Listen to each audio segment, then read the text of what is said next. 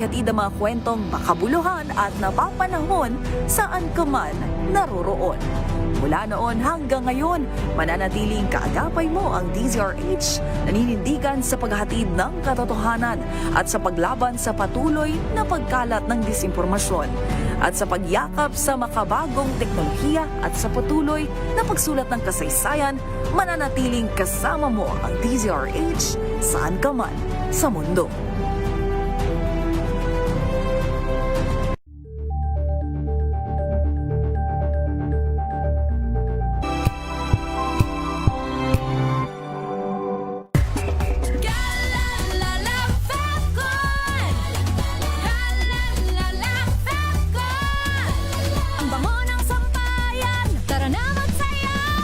Fabcon, amoy nakaka-joyful!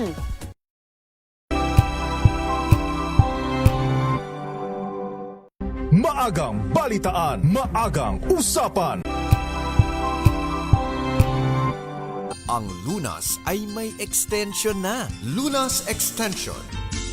Magandang gabi po Pilipinas, Luzon, Visayas at Mindanao. Hello and welcome po sa programang Lunas Extension sa DZRH at RHTV. Magsama-sama po tayo sa loob ng 30 minutes para pag-usapan po ang ating kalusugan. Makakasama po ang inyong lingkod, Elanie Bensal, and of course, mapalad po tayong makakapanayam po natin ngayong gabing ito ang ating Rehabilitation Medicine Consultant mula sa De Los Santos Medical Center. Walang iba kung hindi si Dr. Nestor Don Santiago. I-welcome po natin siya. Good evening po sa inyo, Doc. Ay, magandang araw naman sa inyong lahat, sa mga lahat nakikinig po sa DZRH. Pag-usapan natin, Doc, carpal tunnel syndrome. Ano po ba ang ibig sabihin nito?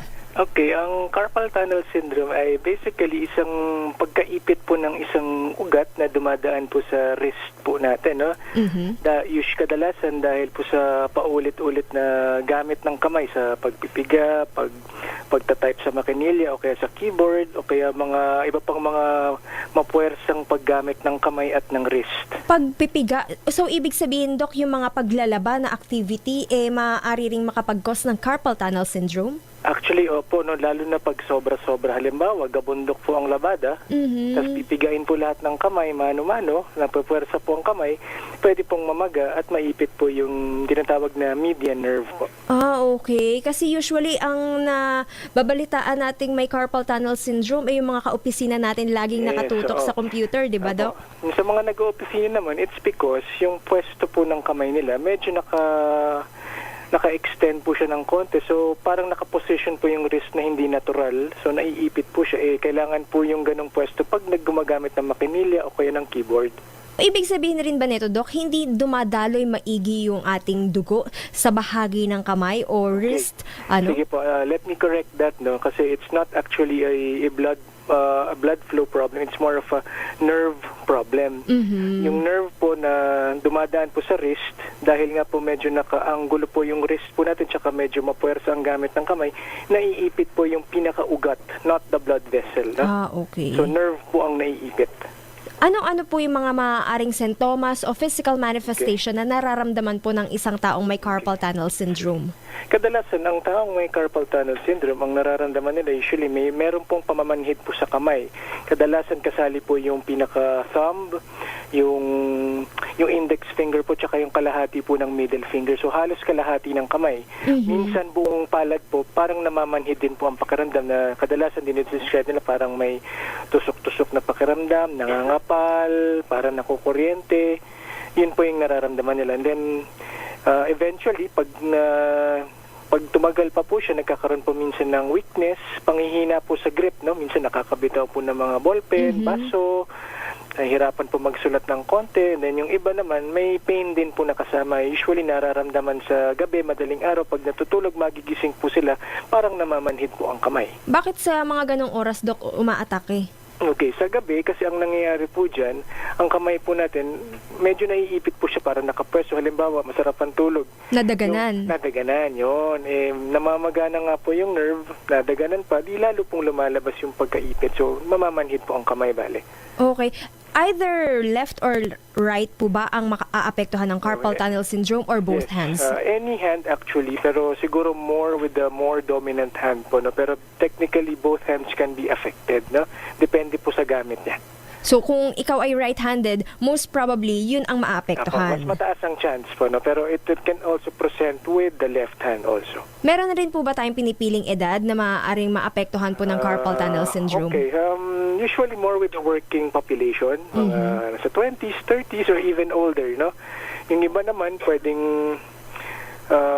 nasa more of adult age talaga siya, no? Kasi nga sila po yung mga nagtatrabaho po talaga. Bihira naman po makakita niyan sa bata, and kung meron man sa bata, baka iba po ang dahilan. Okay. Pero sa between girl or boy, Doc, sinong mas prone? Sa aking experience, mas madami pong kababaihan po ang na-expose po sa ganitong klaseng trabaho. Ay, sa ganitong klaseng sakit. Kasi nga because of siguro what they do usually, let's say household work, na talagang mapwersa ang kamay, office work, na nagki-keyboard, although nakikita rin po sa lalaki, pero mas madalas po siyang nakikita sa mga kababaihan po. Ibig sabihin ba nun mas masipag yung mga babae? Pwedeng ganun po siguro, no? Kaya dapat magbigay-pugay po tayo sa mga kababaihan na nagtatrabaho po. Ayan. Pero Doc, eto bang carpal tunnel syndrome maaaring kumalat pa sa iba pang parte ng katawan hanggang siko, hanggang braso? Okay, technically, the carpal tunnel syndrome is localized po siya sa wrist tsaka sa kamay, no? Pero for some cases, it can actually radiate sa may forearm level, no? Parang meron pong referred pain po siya, pero basically hanggang dun lang po sa area, anywhere near the wrist. Pero if it radiates beyond that, let's say like the elbow or the neck, iba pong problema na po siguro yan, no? Meron dito nagtatanong, Doc, para sa mga millennials na lagi nga daw pong hawak ang kanilang mga cellphone, nakatutok sa kanilang Facebook, ito daw ay maaari po bang pagsimulan ng carpal tunnel syndrome, yung laging nagte-text o di naman kaya hindi makapagbitaw sa kanilang cellphone, ano? Technically, pwede rin po, no? Kung buong araw niyo pong hahawakan, tapos pindot po kayo ng pindot na talagang wala pong pahinga, pwede po siyang mangyari kasi halos katumbas rin po niya yung paggamit po ng keyboard ng matagalang panahon. Okay. So, maliban pala sa radiation na makukuha natin sa cellphone, maaari rin pala ito makapag-cause ng carpal tunnel syndrome. Pag sobra-sobra po, no? Talagang hindi na binibitawan buong araw. Yes, talaga yung pag yung naka-unli sila. Di ba, Doc? Pero maliban dyan, sabi natin, babae, usually dahil nga sila ay nasa opisina o di naman kaya naglalaba. Paano naman daw po pala yung mga drivers, di ba? Eto, karamihan naman ay mga lalaki dito. So, yung mga pumapasada ng jeepney, bus, and taxi. Posible rin po kasi lagi pong mahigpit ang hawak nila sa manibela. Although, yung pwesto po kasi ng wrist pag nagmamaneho, hindi po siya ganong kaanggulado masyado. Kagaya po sa naglalaba o kaya gumagamit ng keyboard po. Pero nagkakaroon pa rin po sila, pero hindi po ganong kadalas po ito. Ito rin daw po ba ay namamana, Doc? Okay. Hindi po namamana yan kasi this is an acquired condition because of exposure dun sa mahirap na trabaho na ginagawa na kung saan may forceful gripping o ginagamit yung wrist, dahil po yun doon, hindi po dahil namamana. Once na ma-diagnose po natin yung pasyente na may carpal tunnel syndrome, Doc, ito po ba ay for long life process o long time disease? Kadalasan, ang carpal tunnel syndrome, dahil nga po sa isang ginagawa nila na medyo pwersahan. Ngayon, kung maaalis po yung activity na yun or nakokorek po yung tamang gamit ng kamay, nakokorek din naman po yung mga sintomas ng carpal tunnel syndrome. So, gumagaling din po siya. Kaya lang kadalasan, yung mga nagkaka-carpal tunnel syndrome, tuloy-tuloy pa rin po ang trabaho nila. So, talagang nagiging matagalan po ang gamutan po nito at matagal po nilang iniinda. Yung iba, pag sobrang tagal na nahihirapan na sila magtrabaho, meron pong mga, halimbawa may surgical procedure po na pwedeng gawin din po dyan para magawan po ng paraan yung sintomas po ng carpal tunnel syndrome. Ganon kalala yung sakit na ito, Doc, para umabot tayo sa surgical procedure? Opo, kasi hindi po makatrabaho, hindi makahawak ng ballpen, it makes them unproductive. So, the surgical procedure will help them at least manage the pain and para makabalik po sila sa dati nilang ginagawa. Yung pain na, Doc, paunti-unti siyang sasakit habang tumatagal? Pwede pong ganun, no? Paunti-unti, mas tumatagal, mas lumalala yung pain, mas mahaba po yung duration po niya dahil nga po hindi na-address po yung, halimbawa, yung tamang gamit ng kamay at yung excessive use po. So kung sakaling para sa mga working moms natin or dads even, Doc, Opo. mga ilang araw yung kailangan nilang ipagpaliban sa kanilang opisina para sabihin natin na gumaling yung kanilang carpal tunnel syndrome? Okay. Hindi ko naman po siguro masasabi na dapat po magpahinga kayo ng 1 linggo, 2 linggo, no? Kasi again, no, this is it's a mechanical problem based po sa mga ginagawa nila. Kung halimbawa sa opisina, ma-improve po nila, let's say may ergonomic assessment po, yung keyboard nila mas maganda po yung pwesto po sa wrist, na iiwasan po nila yung sobra-sobrang gamit, nako-correct naman po yan, no? Pero if you will be asking how long it will take, siguro a few days of rest po or rest periods in between. Wag lang yung talagang tuloy-tuloy na araw-araw po, 7 days a week magtatrabaho. Kung meron naman po silang regular rest periods, maiibsan din naman po yan within a few days. Pwede po ba natin, Doc, masabi na yung Saturday and Sunday day off nila sapat na para makabawi sila ng pahinga? Well, for anyone naman po na nagtatrabaho, importante po talaga na magpahinga rin, no? Para hindi lang po yung kamay, pati yung buong katawan. So, meron din naman pong benefit po yun na hindi araw-araw magtatrabaho talaga. Hindi buong linggo pala rather, no? Na magtatrabaho para makapagpahinga po sila. Kasi the carpal tunnel syndrome is also activity related. Yes. Pag-exercise, Doc, yung mga pa-stretching ng hands, yung paggamit ng stress ball, makakatulong ba yun or it will just worsen the carpal tunnel syndrome? Well, actually, exercises for the hands will be able to help kasi nasa-strengthen po yung iba pang hand muscles po, na pati po yung mga muscles po na sumusuporta po sa wrist natin, meron pong benepisyo po yan, no? Although it has to be played carefully kasi nga kung sobrang pwersahin din po ang kamay, pwedeng lumala pa rin yung carpal tunnel syndrome po kasi nga pinipwersa po natin yung kamay. So dapat po nasa tamang paraan po ng pag-exercise ng kamay. So stretching and some grip exercises will be able to help actually also. Okay. Hilot or massage makakatulong daw po ba ito, Doc? Yan po ang ating sasagutin sa ating pagbabalik. Commercial break po muna tayo at manatili pong nakatutok dito sa programang Lunas Extension sa DZRH at RHTV.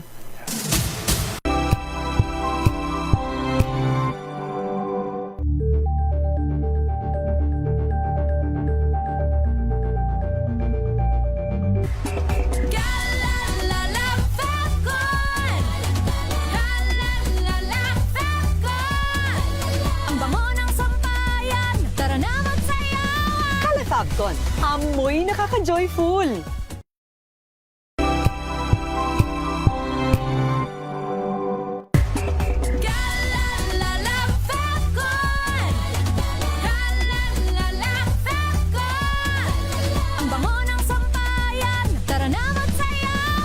Fabcon, amoy nakaka-joyful!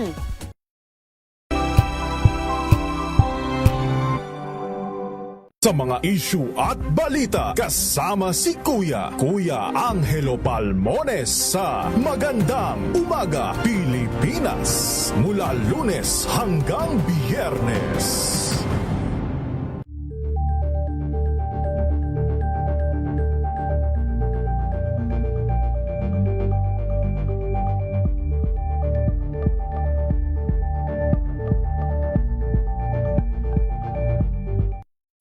Mga balitang gigising sa inyong umaga. Mga balitang kailangan mong malaman. Mapapakinggan sa ACS Balita sa 2x2.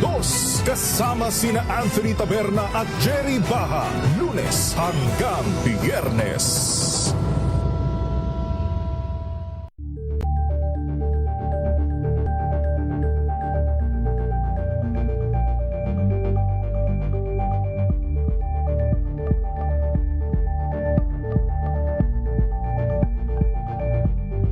Alamin ang mga maiinit na isyung pambayan, mga balitang kailangan mong malaman, usapin sa pamahalaan, politika, ekonomiya at kabuhayan. Ito ang mga dapat mong malaman, pakialaman at pag-uusapan dahil kayo ang tinig ng mamamayan dito sa Damdaming Bayan. Live sa DZRH Radio, DZRH TV at DZRH Digital. Kasama sina Lakay, Deo Macalma at Elaine Apit. Araw-araw, Lunes hanggang Biyernes. Damdaming Bayan.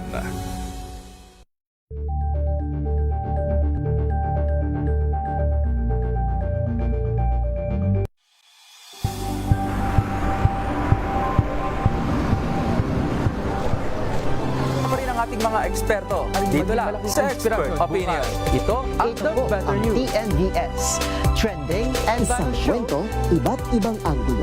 Dito, sa Point of View. Bawat pananagutan ating tatalakayin dito sa Hoy. Bawal yan. Pilipino, dito lang sa Deezer H. Match sa entertainment and lifestyle. Ito ang MBC TV Network News. Una sa Pilipinas, una sa Pilipino.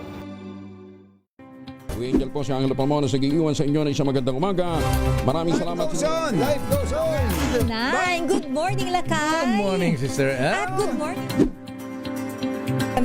Magandang mainit na umaga. Angel po si Angelo Palmona sa giiwan sa inyo ng isang magandang umaga. Maraming salamat. Pilipinas, una sa Pilipino. Tumunog na ang gandingan para sa kalikasan. Ang itinanghal bilang Best AM Radio Program Host ay si Cesar Chavez para sa special on Saturday ng DZRH.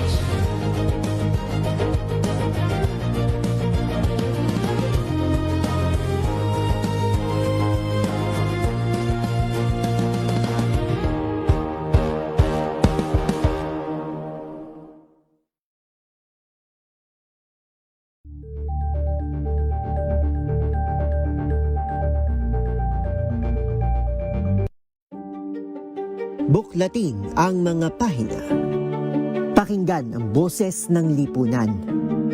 Tunghayan ang mga issue mula sa ibang katayuan. Nakakalungkot kasi deserve ba namin ng ganito? Na hindi nila alam kung ano talaga yung kanilang mga karapatan. Yung gobyerno, tinulungan nila yung kanilang magsasaka. Pinapatahimik tayong lahat using various laws. Through education, kayang-kaya nating baguhin yung ganitong klaseng pag-iisip. Isang kwento, iba't ibang anggulo. Dito, sa Point of View. The Better News. Una sa Pilipinas, una sa Pilipinas. TNVS, trending and viral show. Nakahandang Sa ating balitan mga kaibigan sa Rapido Hataw. Public Service Hour. Siyempre pa, una sa Pilipinas. Una Yan sa ang kabuhanan din pala tuntunan ng break time.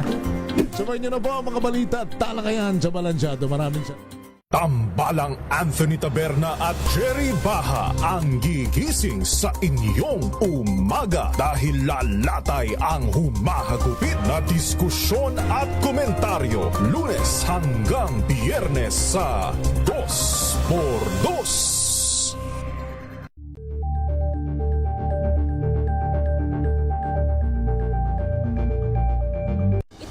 Ng naitalang 17 individual na ang kanilang naaresto. Metro Manila Development Authority o MMDA ang No Contact Apprehension Policy o NCAP sa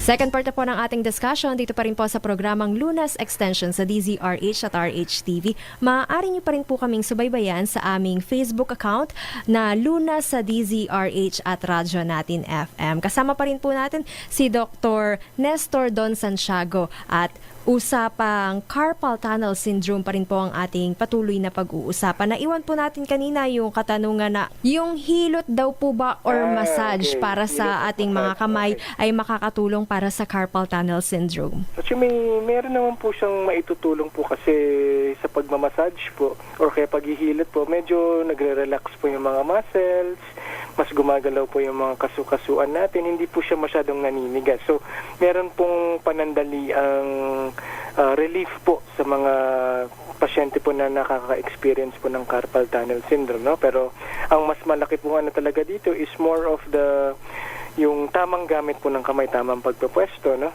Mas yun po ang nakakatulong in the long run.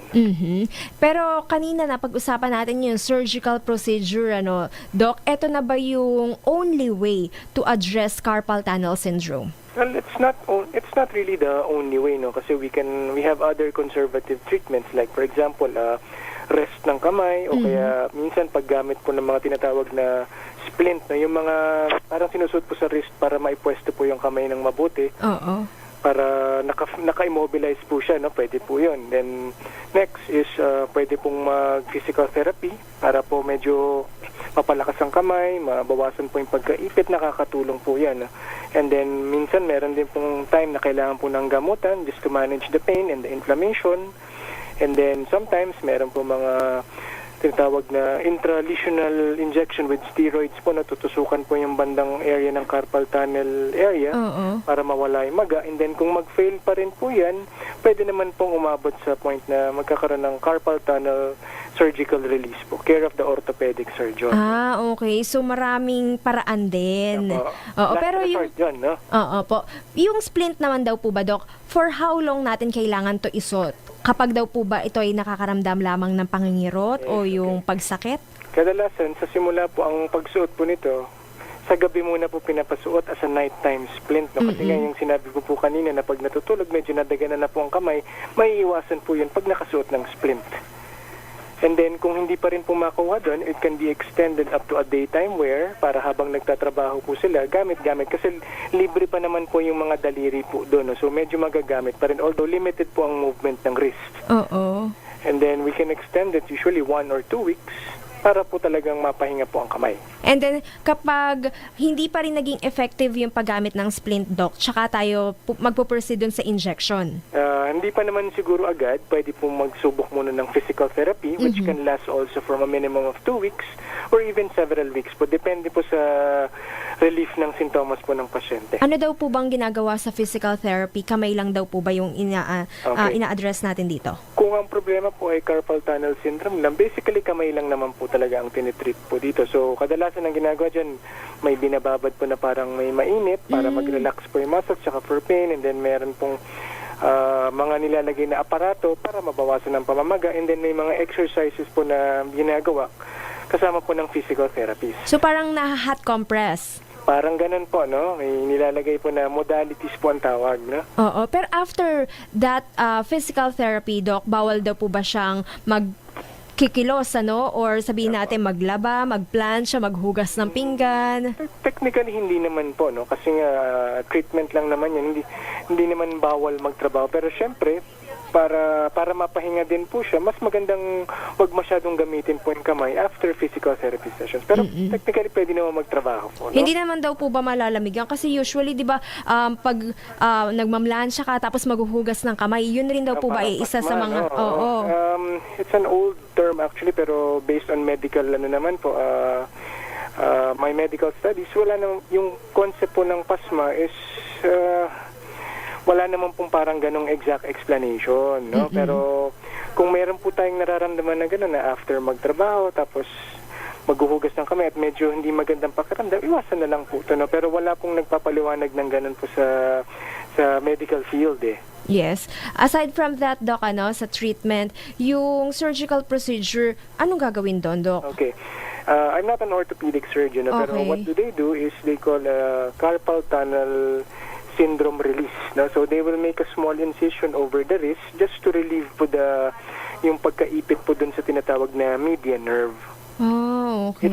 It's a basic procedure po na siguro 1 oras lang po yan.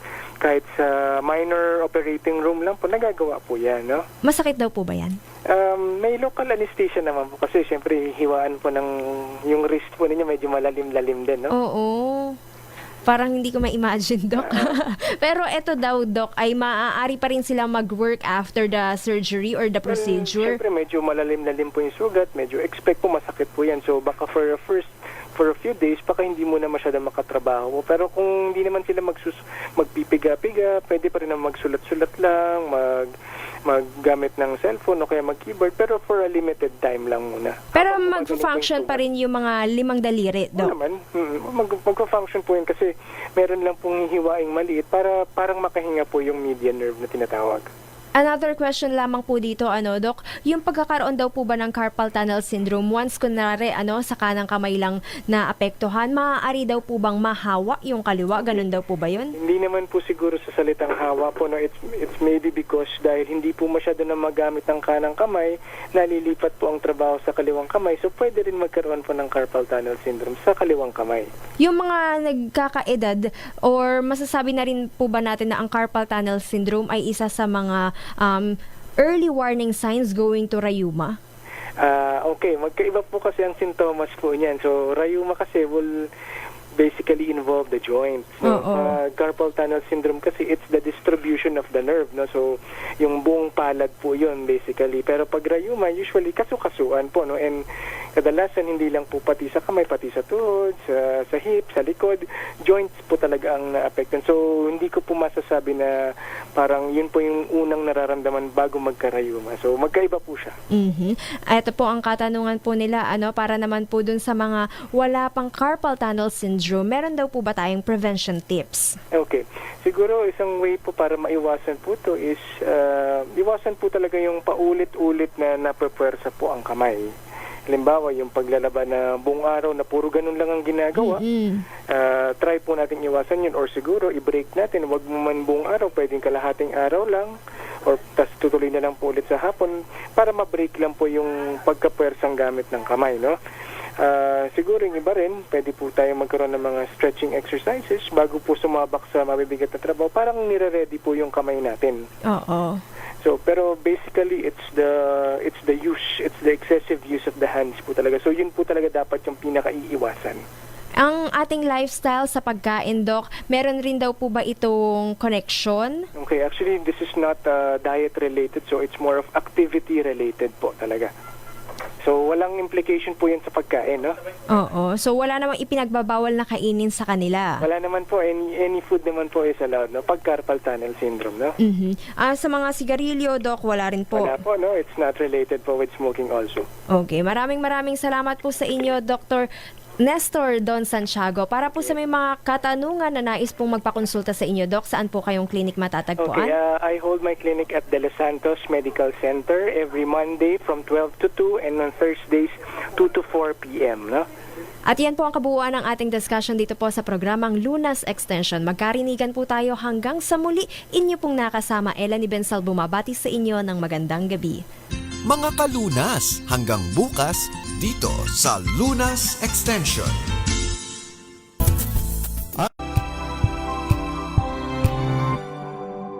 Curious ka ba sa maraming bagay? Kami na ang bahala dyan. Aalamin, tutuklasin at bibigyang linaw namin ang mga katanungang bumabagabag sa inyong isipan. Sa programa kung saan ang bawat sagot ay galing lamang sa mga eksperto. Ang Expert's Opinion, tuwing linggo 3:00 ng hapon, dito lang sa DZRH TV.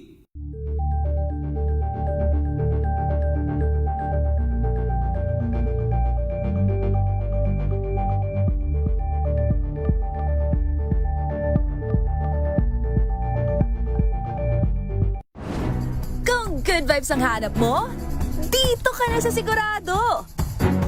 Mula sa mga istoryang nagbibigay ng inspirasyon hanggang sa mga kwentong may dalang solusyon. Mga balitang pampagaan, pakiramdam at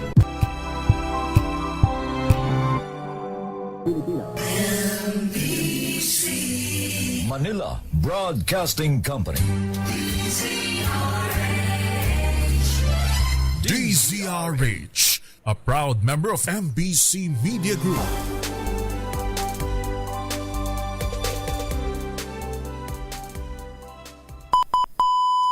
Pilipinas, ang oras 1 minuto makalipas ang 9:00 ng gabi. DZRH, round the clock. Round the clock news. Magandang gabi Luzon, Visayas, Mindanao. Magandang gabi Pilipinas. Narito na ang mga pinakamainit na balita sa oras na ito. Sa update po sa Malacanang, iginagalang ng palasyo ang pagkwestiyon ng kampo ni Atty. Mans Carpio sa pagbibigay ng otorisasyon ni Pangulong Bongbong Marcos Jr. sa Bureau of Internal Revenue na isumite ang tax record nila ni Vice President Sara Duterte sa Senate Impeachment Court. Ayon kay Palace Press Officer Claire Castro, karapatan ni Carpio na gumawa ng anumang aksyon sa isyong ito. Pero nanindigan ng palasyo na sinusunod lamang ng Pangulo ang proseso at ang batas para sa katotohanan. Sabi pa ni Castro, kung wala namang nililihim at walang makikitang anomalya sa BI records na pinabubuksan ay walang dapat ikatakot. Dapat pa nga niyang maging proud ang mga ito na ang kita nila ay galing sa malinis.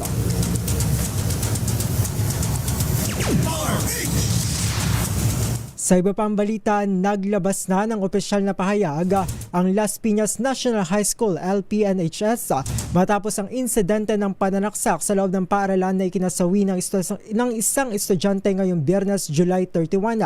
Tiniyak ng paaralan na patuloy silang makikipagtulungan sa mga kinaukulang otoridad para sa investigasyon at handaan nilang suportahan ang emosyonal at psikolohikal na pangangailangan ng mga apektadong mag-aaral, guro at iba pang kawani ng paaralan. Hiniling din ng paaralan na iwasang magpakalat ng hindi beripikadong impormasyon na maaaring makasagabal sa isinasagawang investigasyon. Samantala, hingi po tayo ng update dyan po sa nangyaring insidente. Nandiyan po ang ating kasamang si Arch 27 Noche Cacas. Noche, anong update sa nangyari kanina? Doon, patay ang grade 9 na student matapos saksakin ng kaklase sa loob ng Las Piñas National High School Main sa barangay Daniel Pajardo sa lungsod ng Las Piñas. Naresto naman na doon yung CICL, 14 anyos at agad dinala sa guidance counselor bago i-turn over sa pulisya at DSWD. Ayon sa report, inutusang bumili ng tubig ang biktima sa kantin noong hinihingi na ng CICL ang sukli. Sabi ng biktima na iwan sa kantin. Dito na umano nagalit at kumuha ng patalim ang CICL suspect at sinaksak ang klase biktima sa kaliwang dibdib sa itaas na puso. Ayon pa sa report, inamin ng CICL na nabili niya online ang patalim na kanyang ginamit. Nangyari insidente ng pananaksak sa ika-4 na palapag ng Las Piñas National High School building. Depensa ng CICL suspect, malimit umano siyang binubuli sa loob ng eskwelahan. Arit samantala doon, dinala na sa punerarya yung katawan itong biktima at nandoon na rin, dumating na rin doon yung mga classmate at mga kaanak, lalo na yung immediate family ng biktima ng 14 anyos. Noche? Yes. Linawin lang natin, isa yung namatay pero wala bang nadamay doon kanina sa nangyaring saksakan? Oo. Meron naman yun, pero hindi na doon, hindi na nagpa-disclose yung isa kasi minor lang naman. Ang lang doon yung inimbestigahan lang yung sinasabi na nandoon sa mismong nakakita sa insidente. At sabi nga nung CICL, yung 14 anyos na malimit daw siyang binubuli sa loob ng eskwelahan. At yun nga ang tanong kung paano nakapasok at hindi na sinagot nung CICL suspect kung paano nakapasok yung kanyang in-order na patalim online.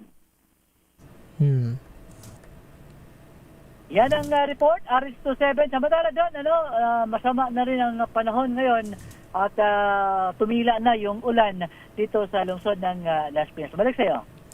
Maraming salamat, Arch 27 Noche Cacas.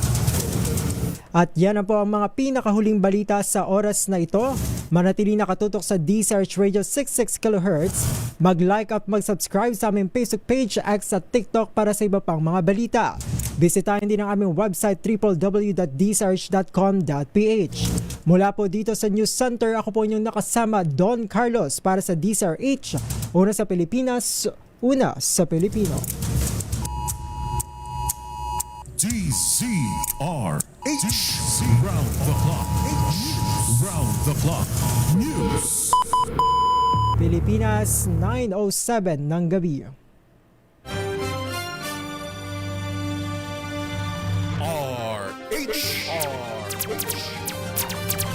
Mga kaibigan, pansamantala, inyong mapapakinggan ang mga kinagigiliwan yung mga drama sa radyo sa ganap na alas 9 ng gabi hanggang alas 12 ng hating gabi.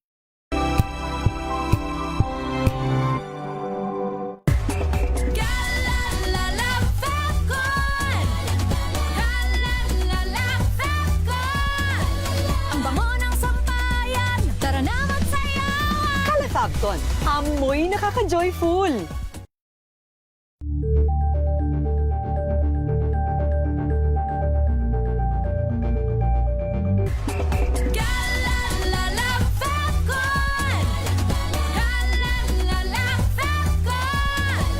Ang bango ng sampayan, tara na magsayaw! Fabcon, amoy nakaka-joyful!